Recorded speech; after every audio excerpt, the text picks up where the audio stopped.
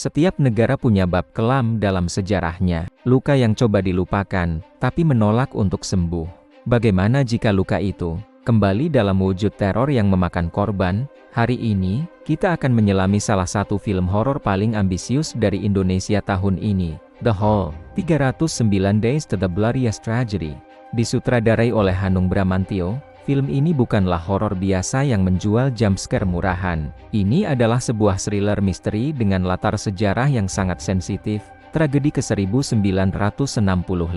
Ceritanya berpusat di sebuah desa terpencil di sekitar Lubang Buaya pada era 60-an. Desa yang tenang ini tiba-tiba dilanda teror mengerikan. Setiap tanggal 30, seorang warga ditemukan tewas.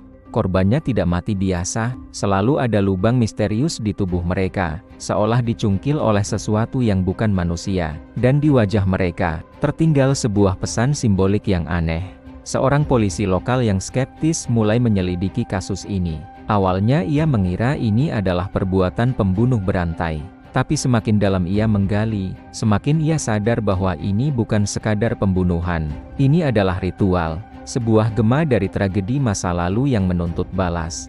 Kalau kalian mencari horor yang mirip Pengabdi Setan atau KKN di Desa Penari, kalian salah alamat. Atmosfer The Hall jauh lebih mirip film The Wailing dari Korea atau C7N-nya David Fincher. Gelap, depresif, dan penuh teka-teki. Hanung Bramantyo berhasil membangun dunia yang terasa dingin dan tidak nyaman. Desa yang digambarkan selalu berkabut, dengan warna-warna kusam yang seolah menyimbolkan keputusasaan.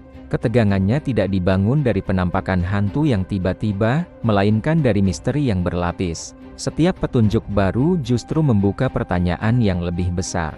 Kita sebagai penonton dibuat ikut berpikir, apakah ini perbuatan manusia yang terinspirasi oleh setan? Atau, apakah setan itu sendiri yang berjalan di antara mereka? Kelebihan terbesar film ini jelas adalah keberaniannya, mengangkat tragedi 1965 dan membungkusnya dalam genre horor supranatural adalah langkah yang sangat berisiko, tapi dieksekusi dengan baik.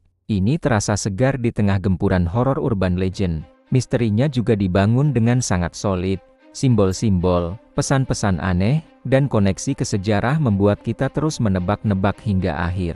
Namun, film ini juga punya kekurangan. Bagi penonton yang tidak sabaran, ritmenya yang lambat dan dialognya yang penuh teka-teki mungkin akan terasa membosankan. Film ini menuntut perhatian penuh dari penontonnya. Ini bukan film yang bisa dinikmati sambil main HP. Jadi, kesimpulannya, The Hall, 309 Days to the Bloodiest Tragedy adalah sebuah film horor cerdas. Sebuah thriller investigasi yang dibalut dengan sejarah kelam dan elemen gaib yang benar-benar mengganggu. Film ini tidak akan membuatmu teriak ketakutan, tapi akan membuatmu merenung lama setelah film selesai. Ia akan meninggalkanmu dengan pertanyaan tentang sifat kejahatan, dan bagaimana masa lalu yang kelam tidak akan pernah benar-benar terkubur. Kalau kamu mencari horor yang lebih dari sekadar hantu, dan siap untuk menyelami misteri yang gelap dan kompleks, film ini wajib kamu tonton. Menurut kalian, apakah sejarah dan horor adalah kombinasi yang menarik?